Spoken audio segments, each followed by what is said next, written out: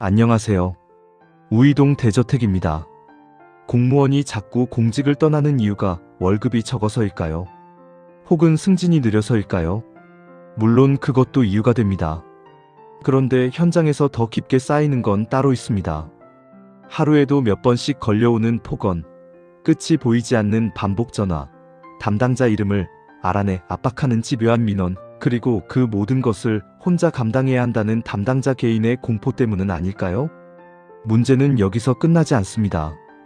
한 사람의 마음이 무너지는 순간 행정도 함께 무너진다는 데 있습니다. 실제로 정부는 2024년 악성민원 방지 대책을 내놨고 2025년에는 전화민원 전수녹음 도입률이 99.2%라고 밝혔습니다. 그런데도 현장은 여전히 힘들다고 말합니다. 왜일까요? 제도는 들어왔는데 직원 보호는 아직 도착하지 않았기 때문입니다. 우리가 이 문제를 정확히 보려면 먼저 착각 하나를 버려야 합니다. 악성 민원은 단순히 예의 없는 사람 몇 명의 문제가 아닙니다. 그것은 행정조직이 위험을 개인에게 떠넘길 때 발생하는 구조적 재난입니다. 대개 민원 응대는 담당자 개인이 합니다. 조직은 뒤에 있고 대응과 책임은 앞에 선 직원이 지는 거죠. 그러니 민원은 서비스가 아니라 심리전이 되고 담당자는 행정가가 아니라 감정 소모의 방패가 됩니다. 김포시 공무원 사건이 사회를 흔들었던 이유도 여기에 있습니다. 모두가 충격을 받았지만 더 본질적인 문제는 이것이 왜 개인의 비극으로 끝나야 했느냐는 것입니다. 2025년에 관련 민원인에 대한 약식 기소 소식이 나왔다는 점은 악성 민원이 실제로 법적 문제이자 인권 침해라는 사실을 다시 보여줍니다. 지금 현장의 가장 큰 문제는 이겁니다. 첫째, 악성 민원을 구분하는 기준은 생겼지만 현장에서 즉시 끊고 넘기고 보호하는 체계가 균일하지 않습니다.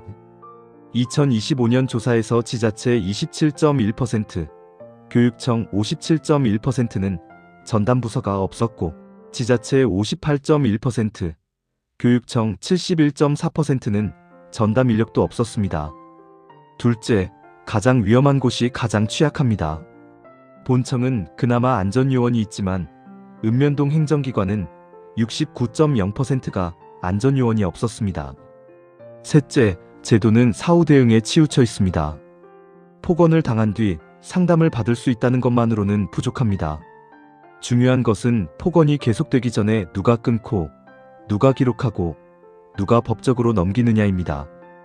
다시 말해 공무원을 지키는 제도는 친절 교육보다 차단 시스템이 먼저 작동해야 한다는 겁니다. 그렇다면 대안은 무엇일까요? 첫 번째, 악성 민원 대응의 주체를 담당자 개인에서 기관으로 바꾸는 것입니다. 민원인이 욕설, 성희롱, 협박, 반복 전화, 허위 신고, 보복성 정보 공개 청구를 시작하는 순간 그 민원은 더 이상 담당자 개인의 응대 사안이 아닙니다. 즉시 기관 책임 사건으로 전환해야 합니다. 전담 창구가 접수하고 팀장이 기록하고 법무팀이 검토하고 필요하면 기관 명의로 고발까지 해야 합니다. 담당자는 행정적 사실만 설명하고 빠져야 합니다. 이 원칙 하나만 제대로 지켜도 공무원들이 느끼는 고립감은 크게 줄어듭니다. 네가 좀 참아라. 가 아니라 조직이 나선다. 로 바뀌는 순간 행정은 방어력을 갖게 됩니다.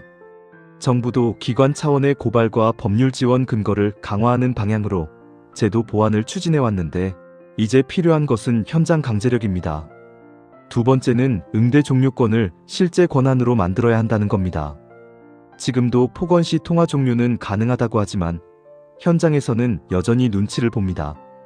왜냐하면 민원 만족도, 상급자 보고, 사후 문제 제기가 부담스럽기 때문입니다. 그러니 규정만 줄 것이 아니라 종료 프로토콜을 줘야 합니다.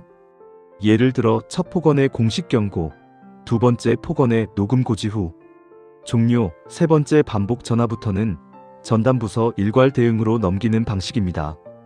방문 민원도 마찬가지입니다. 고성, 위협, 흉기 소지, 지속적 업무 방해가 확인되면 즉시 퇴거 조치와 출입 제한이 이어져야 합니다. 응대 종료는 불친절이 아니라 안전조치라는 메시지를 조직 전체가 공유해야 합니다. 그래야 현장의 손이 떨리지 않습니다. 세 번째, 개인정보 노출을 최소화하는 것입니다. 많은 공무원들이 악성 민원을 더 두려워하는 이유는 민원 자체보다 나를 집요하게 추적할 수 있다는 부담 때문입니다.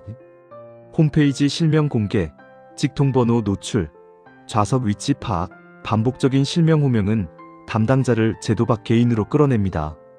그래서 민원 응대는 실명 완전 공개가 아니라 직위부서 중심으로 재설계할 필요가 있습니다. 대표번호, 팀 공용 메일, 녹음되는 공용 회선, 민원 답변 이력의 공동관리 체계로 바꿔야 합니다. 민원인은 행정 서비스를 받아야지 담당자의 사생활에 접근해서는 안 됩니다. 이것은 폐쇄성이 아니라 공적 안전장치입니다. 이미 상당수 기관이 성명 비공개 조치를 확대하고 있지만 일부 기관은 여전히 노출 상태에 있습니다. 이 부분은 전면 정비가 필요합니다. 네 번째 대안은 정신건강 지원을 복지 수준이 아니라 재난 대응 수준으로 끌어올리는 것입니다. 악성 민원을 겪은 공무원에게 힘들면 상담 받으세요 라고 말하는 것은 절반만 맞는 처방입니다. 진짜 필요한 것은 자동 개입입니다. 일정 수준 이상의 폭언, 위협, 반복 민원, 신상 추적이 발생하면 관리자가 즉시 분리 조치하고 당일 상담 연계, 단기 병가, 사건 기록, 법률 지원 여부 확인이 동시에 작동되어야 합니다. 몸이 다치면 바로 병원에 가는 것처럼 마음이 다친 뒤에도 신속 대응이 있어야 합니다. 악성 민원은 감정 노동이 아니라 외상 사건이 될 수 있기 때문입니다. 방송과 현장 보도가 계속해서 이 문제를 다루는 이유도 많은 저연차 공무원들이 이를 단순 스트레스가 아니라 퇴직 사유로 연결되고 있기 때문입니다. 사실 지금까지 말씀드린 대부분은 관련 법률과 규정에 언급되어 있습니다. 문제는 사안이 발생했을 때 적절하게 작동되지 못하고 있다는 것이 문제인 거죠. 다섯 번째 대안은 관리자 책임을 묻는 것입니다.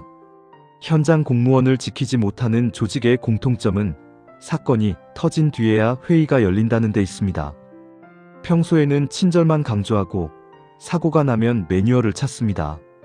이것으로는 안 됩니다.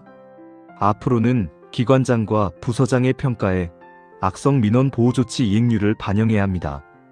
전수 녹음이 실제 작동하는지, 안전교육을 했는지, 고위험 부서에 안전요원을 배치했는지, 반복 민원을 개인에게 떠넘기지 않았는지, 피해 직원 회복 지원이 이루어졌는지까지 점검해야 합니다. 행정은 결국 평가가 움직입니다. 민원 만족도만 평가하면 직원은 버티다가 무너집니다. 관리자의 보호 조치 이행을 평가하면 조직은 미리 움직입니다. 여섯 번째, 인력과 보직 운영을 바꾸는 것입니다. 악성 민원이 집중되는 부서는 늘 비슷합니다. 주민등록, 복지, 세무, 위생, 인허가, 보건, 교육 현장입니다. 그런데 이런 부서에 저연차를 오래 묶어두고 경력이 있는 숙련된 인력은 부족한 경우가 많습니다. 이제는 반대로 가야 합니다. 고위험 민원부서에는 숙련되고 법률 이해도가 있는 공무원을 우선 배치하고 저연차는 반드시 멘토 체계 안에서 근무하게 해야 합니다. 장기 고정 배치는 피하고 순환보직을 정상화해야 합니다. 보호수당, 심리회복 휴가, 사건 대응 교육도 함께 가야 합니다. 사람을 갈아넣는 방식으로 민원을 처리하는 시대는 끝내야 합니다. 그렇지 않으면 저연차 공무원의 퇴직 러시는 개인의 선택이 아닌 조직에 예고된 손실이 됩니다. 마지막으로 가장 중요한 대안은 국민에게 분명한 기준을 제시하는 것입니다. 민원은 권리입니다. 그러나 폭언, 협박, 허위 주장, 반복 괴롭힘은 권리가 아닙니다. 그것은 공무원을 향한 심리적 폭력이고 결국 다른 선량한 시민의 행정 서비스까지 지연시키는 공공질서 파괴입니다. 이 기준을 흐리게 두면 현장은 늘 비균형적인 타협을 하게 됩니다. 그래서 앞으로는 민원은 끝까지 듣되 폭력은 즉시 중단한다 는 원칙을 분명히 해야 합니다. 이것이 공무원을 위한 메시지이면서 동시에 시민을 위한 메시지입니다. 공무원이 안전해야 행정이 정상화되고 행정이 정상화되어야 시민도 제때 서비스를 받습니다. 공무원을 지키는 일은 공직자를 위한 특혜가 아니라 국가 행정의 최소한의 안전장치입니다. 이제는 참는 사람이 미덕인 시대를 끝내고 민원 공무원을 보호하는 조직이 유능한 조직이라는 기준으로 바꿔야 합니다. 그 변화가 시작될 때 공무원은 버티는 직업이 아니라 다시 일할 수 있는 직업이 됩니다. 우이동 대저택이었습니다. 좋아요와 구독의 알림 설정까지 눌러주시니 영상 제작에 정말 큰 힘이 됩니다. 감사합니다.